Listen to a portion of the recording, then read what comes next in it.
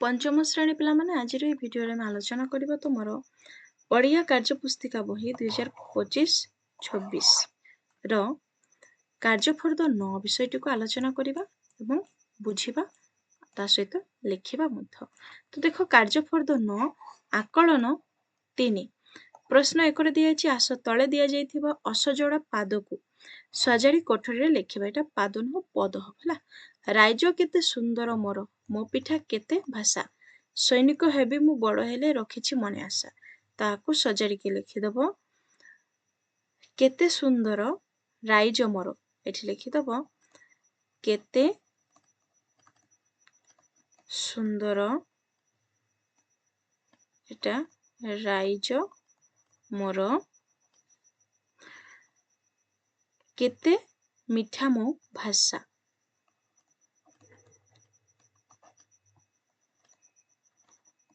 केते मिठा मो भाषा। तापर लिखिबो बड़ हेले मु सैनिक हेबी एठी लिखिदब बड़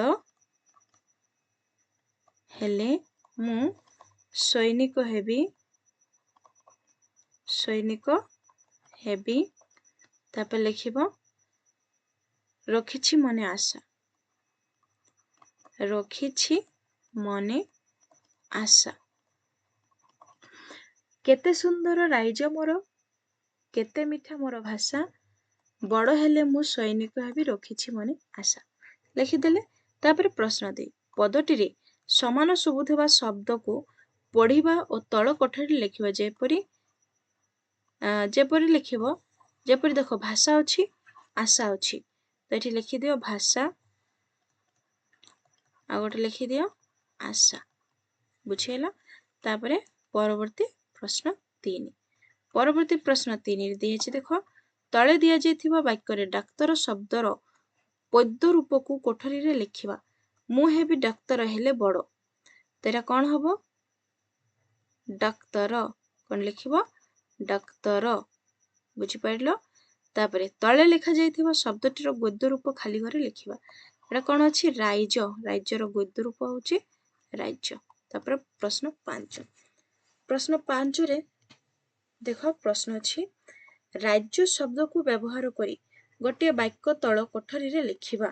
राज्य शब्द को व्यवहार करिवो तो लेख आम राज्यर नाम कौन लिखिदबा आम राज्यर नाम कौन तमे एठी लिखि पारो आम राज्यर नाम ओडिशा किछि भी गोटे लिखिदेले हबो किंतु राज्य रहिबा दरकार। तापर प्रश्न 6 जेपरी सु सह जन जोग होई सुजन शब्दटी होईछि सेही परी सुजोग करी शब्दटी तल कोठरी रे लिखिबा। तो लिखिदबो सुपुत्र बा सुकन्या बा सुपुत्र लिखि पारो सुपुत्र तुमको जोड़ा भल लगे तुम लिखि पारो। तापर देखो परवर्ती प्रश्न दियाछि 7 रे कौन दियाछि बंधनी मध्यरु उपयुक्त शब्द बाछि तल वाक्य रे थिबा रेखांकित पद बदल रे आस लिखिबा। जहा कोई हुए नहीं जहा नेई हुए नहीं जहा सोई हुए नहीं कौन हबो आज असह गरम होछि तो कौन हबो ए जो असह आर अर्थ हबो सोई हुए नहीं बुझिला। जहा सोई हुए नहीं एठी लिखि दबो जहा सोई हुए नहीं बुझिला। तापर 8 आश्रा परी यह तल लिखित केउ अर्थ को बुझाउछि ता तल कोठरी रे लिखिबा। जेमिते आशाई होई आशा करी आश्रय करी तार सठिक उत्तरटी हबो आश्रय करी एठी लिखि दबो आश्रय करी। तापर नंबर 9 तले दिया जाइथिबा शब्दर विपरीत बोधक और शब्द कोठरी रे लिखिबा। जेमिते सुखिला सुखिला रो विपरीत कौन हबो ओदा बुझि पाइलो। तापर परवर्ती प्रश्न नंबर 10 रे प्रश्न अछि वृक्षर उपकारी गुण संपर्क रे तल कोठरी रे आस दुईटी वाक्य लिखिबा। तो लिखिदब वृक्ष हमको फल फूल प्रदान करे लिखिब वृक्ष हमको फल फूल छाया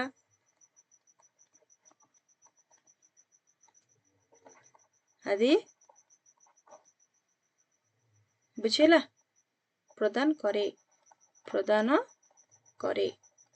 तापरे आउ गोटे लिखिदबो एहार काठ द्वारा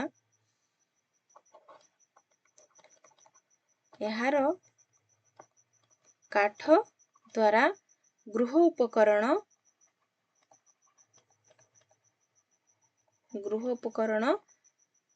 तैयारी हुए।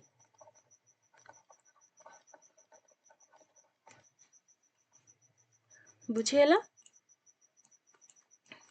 तापरे परवर्ती प्रश्न को जीवा। परवर्ती प्रश्न कौन ना कार्यफर्द 10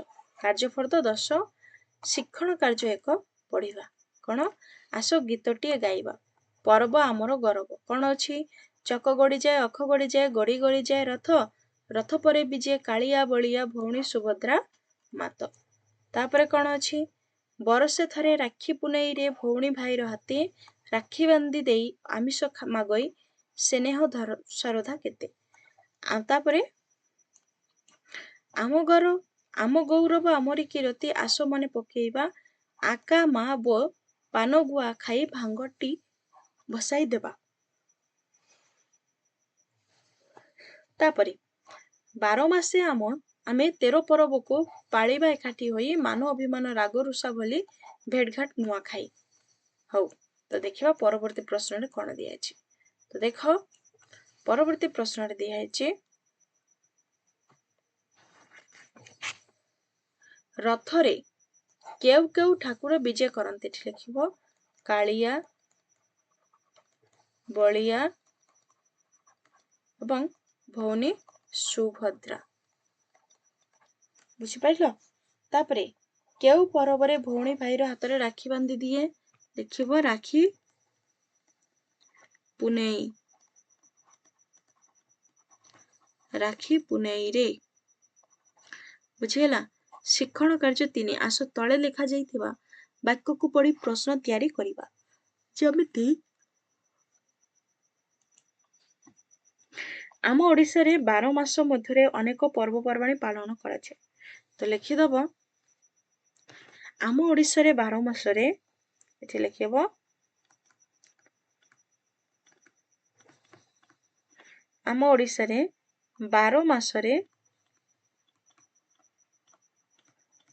13 पर्व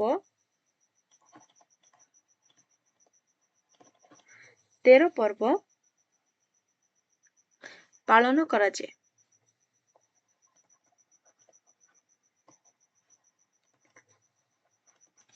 तापरे रथयात्रा पुरी रे अनुष्ठित हुए लिखिबो रथयात्रा केउठारे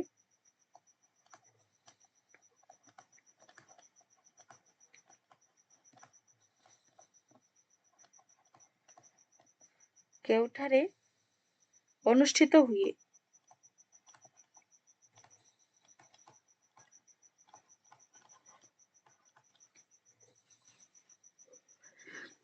क्वेश्चन मार्क टे दबो तापरे परवर्ती रे कोन दिया अछि देखो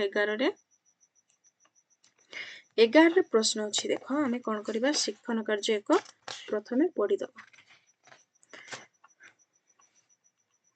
शिक्षण कार्य एक रे दिया अछि देखो आसो तळ लेखा जाइथिबा अनुच्छेदटी को पढ़िबा कोन अछि आम राज्य ओडिसा पश्चिम अंचल रे नुआखाई पर्व बेस धूमधाम रे पालन करा जाय कि धनी कि गरीब समस्ते एही पर्व पालन करती झियो बहु माने घर द्वारा सजाड़ती घरर मुखिया नुआ नुआ लुगा पोशाक पिंधती और से पूजा पाठ करती से दिन आम घरे खाइबा पाई मो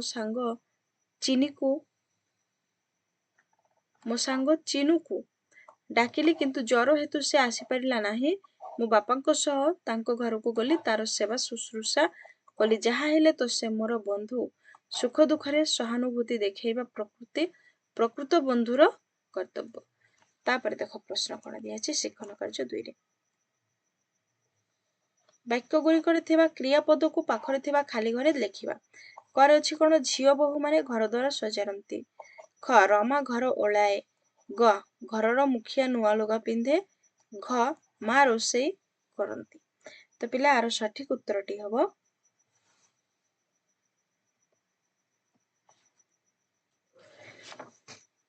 आरो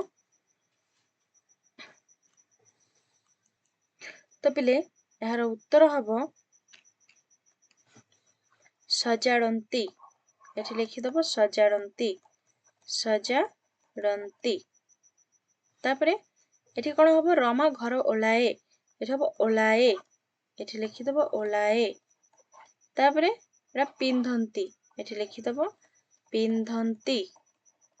ତାପରେ ଅଛି ଏଠି ଲେଖିଦବ କରନ୍ତି, କରନ୍ତି।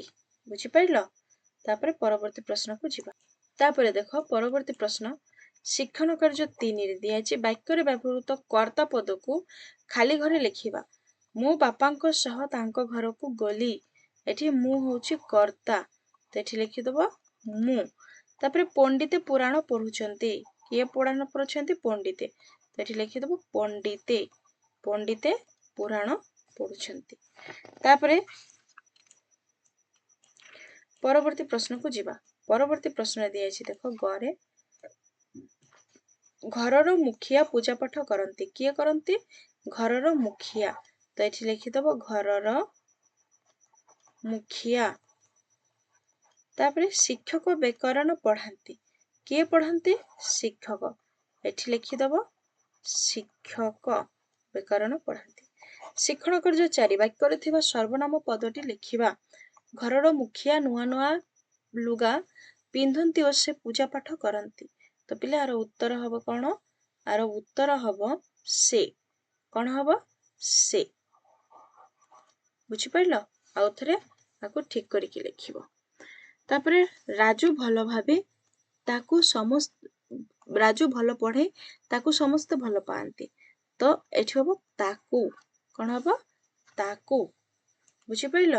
ତାପରେ ଶିକ୍ଷଣ କାର୍ଯ୍ୟ 5 ତଳେ ଦିଆଯାଇଥିବା ଉଦାହରଣକୁ ଦେଖି ପାଖରେ ଥିବା କୋଠରୀରେ ଲେଖିବା। ଯେପରି ମୁଁ ବହି ପଢୁଛି ସେହିପରି ପିଲାମାନେ ବହି ପଢୁଛନ୍ତି। କଣ ହବ? ପଢୁଛନ୍ତି। ତାପରେ ତୁମ୍ଭେମାନେ ବହି ପଢୁଅଛ, ପଢୁଅଛ, ସେମାନେ ବହି ପଢୁଅଛନ୍ତି।